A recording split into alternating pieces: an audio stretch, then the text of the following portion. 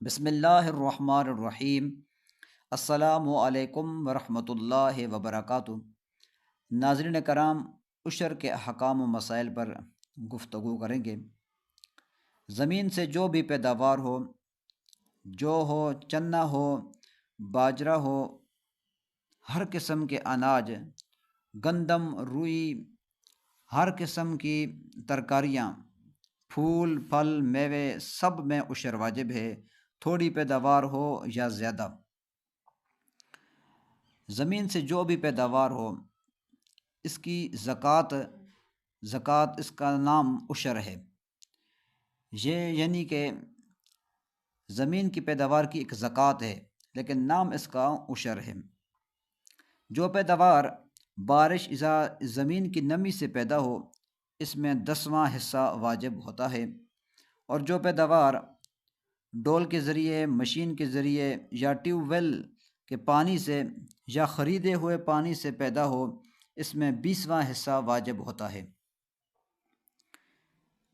کھیتی کے اخراجات نکال کر عشر نہیں نکالا جائے گا، بلکہ جو کچھ پیداوار ہوئی ان سب کا عشر یا نصف عشر واجب ہے۔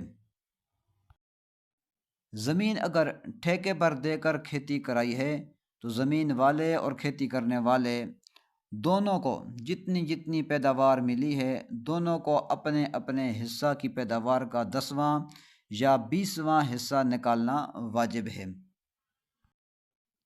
عشر واجب ہونے کے لیے عاقل بالغ ہونا شرط نہیں ہے۔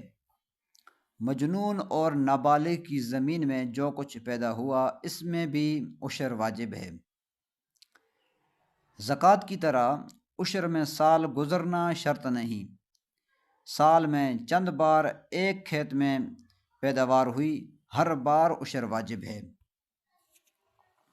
زکوٰۃ کی طرح عشر میں نصاب بھی شرط نہیں ہے۔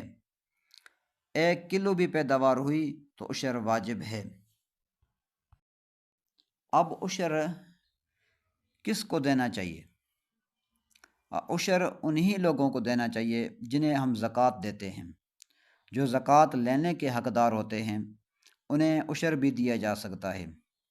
اور عشر کن کن لوگوں کو دینا منع ہے؟ جن لوگوں کو زکوٰۃ دینا منع ہے، جنہیں زکوٰۃ بندہ نہیں دے سکتا، انہیں